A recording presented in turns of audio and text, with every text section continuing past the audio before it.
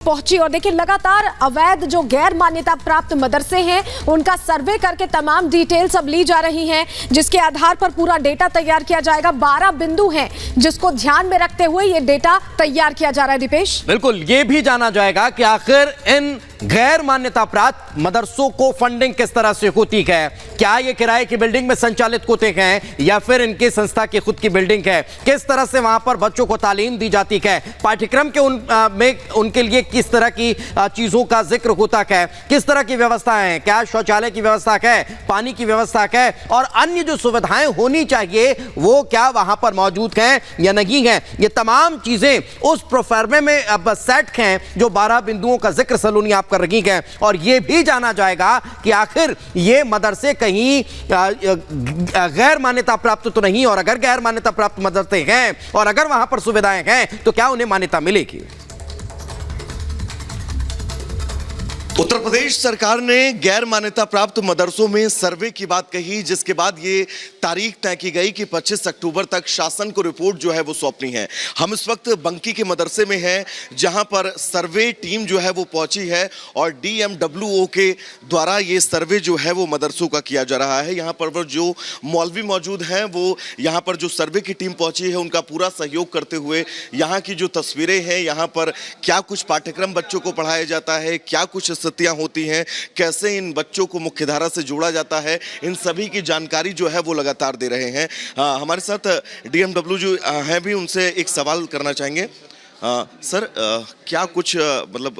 प्रक्रिया के तहत आप सर्वे कर रहे हैं? सर्वे में क्या क्या चीज़ें महत्वपूर्ण तौर पर आप लोग देख रहे हैं? सर्वे में मुख्य रूप से ये देखना है कि मदरसा निजी भूमि पर संचालित है, किराए के भवन में संचालित है, बच्चों की संख्या क्या है, टीचर्स क्या है, कितने हैं, और इसके अलावा इंफ्रास्ट्रक्चर क्या है, उनको शिक्षा के जो सारे संसाधन हैं वो मदरसा दे पा रहा है, नहीं दे पा रहा है, उनके आय के अपने क्या स्रोत हैं, उसको कितना बेहतर बनाया जा सकता है, और उनकी पढ़ाई को उनकी मुख्य धारा से कैसे जोड़ना है। क्योंकि दीनी तालीम मुख्य रूप से मदरसे देते हैं, तो दीनी तालीम के साथ साथ दुनियावी तालीम भी उनको दी जाए, अंग्रेजी, कंप्यूटर, गणित और बाकी विषयों की भी शिक्षा उन्हें मिले। तो जो 12 बिंदुओं का एक प्रारूप है शासन ने जारी किया, उसी प्रारूप पर हम सर्वे कर रहे हैं। सर, क्योंकि राजनीति भी अब इस पर ज़बरदस्त हो रही है, कोई पक्ष कुछ कह रहा है, कोई पक्ष कुछ कह रहा है। जब आप सर्वे के लिए मदरसों में जाते हैं तो क्या आपको पूरी तरह से कोऑपरेट करती है टीम? नहीं, आप तो सामने हैं, हमें तो कोई असुविधा नहीं हो रही है मदरसों में इसके पहले जहाँ पे आप कभी कोई असुविधा जैसी बात नहीं। और ये देखिए, मुख्य मकसद ये है कि जो बच्चे मदरसे में पढ़ रहे हैं उनको अपेक्षित सुविधाएं मिलें, और राष्ट्रीय बाल संरक्षण आयोग प्रतिवर्ष इस तरह के निर्देश जारी करता है, आंकड़े जुटाता है, और हम लोग उसी का एक डेटाबेस तैयार कर रहे हैं शासन के निर्देश पर। बात अगर बाराबंकी की करें तो अब तक कितने गैर मान्यता प्राप्त मदरसों में आप सर्वे कर चुके हैं? चिन्हित कैसे करते हैं इन मदरसों को? ये तो बड़ी चुनौती आप लोगों के लिए भी सामने होगी। देखिए, बाराबंकी इस मामले में और जनपदों की अपेक्षा बेहतर स्थिति में है, क्योंकि पिछले साल भी जब राष्ट्रीय बाल संरक्षण आयोग ने रिपोर्ट मांगी थी तो हमने अपने अनुदानित मदरसों के अध्यापकों और प्रधानाचार्यों को लगाकर एक प्राइमरी सर्वे कराया था। तो हमारे पास उस समय लगभग 90 की संख्या निकल कर आई थी जनपद बाराबंकी में।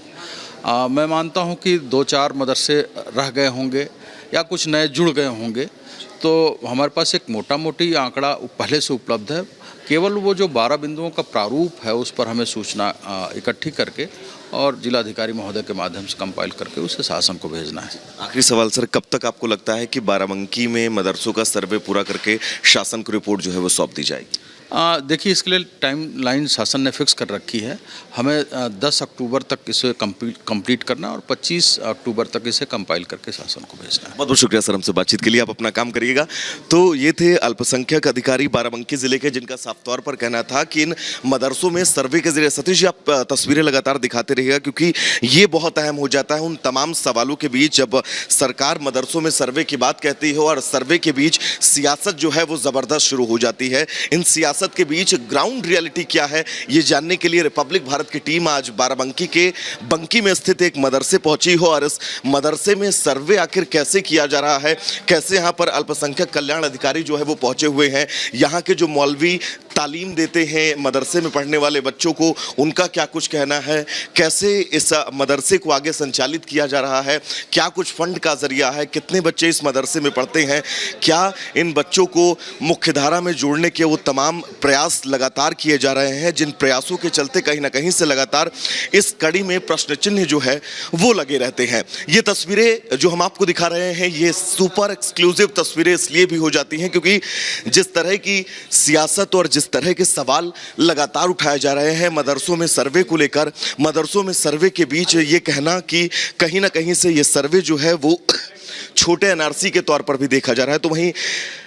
अल्पसंख्यक कल्याण के मंत्रियों का ये कहना है, तमाम लोगों का ये कहना है कि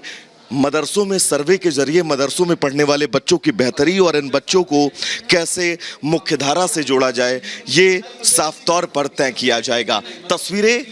बंकी के ये मदरसे की हम आपको दिखा रहे हैं जहां पर सर्वे टीम जो है वो पहुंची है, मुआयना कर रही है, हर एक कमरे में पहुंच रही है, बच्चों को क्या सुविधाएं यहां पर दी जा रही हैं, बच्चों को सुविधाओं के बीच दूसरी सबसे बड़ी बात ये कैसे इन बच्चों को मुख्यधारा से जोड़ा जाए, इन तमाम बातों के बीच अब बड़ा सवाल ये है कि जब शासन को सर्वे रिपोर्ट सौंपी जाएगी तो क्या वो सवाल भी खत्म हो जाएंगे जो मदरसे में सर्वे को लेकर लगातार सियासत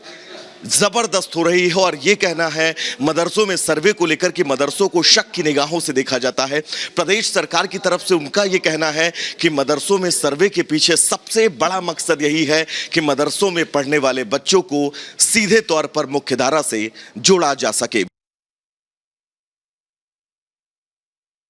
वैभव हमारे साथ जुड़ चुके हैं। वैभव, एक महत्वपूर्ण सवाल यहां पर यह खड़ा होता है कि जैसे ही सर्वे का ऐलान होता है और फिर सियासी सवाल सुलगने लगते हैं, इस बीच जो तस्वीरें इस वक्त आप दिखा रहे हैं लोगों के सहयोग की, मौलानाओं के सहयोग की सर्वे में, क्या वो एक अलग दिशा तय करती है? क्या वो भारत के नए भविष्य को गढ़ने की तरफ इशारा करती है?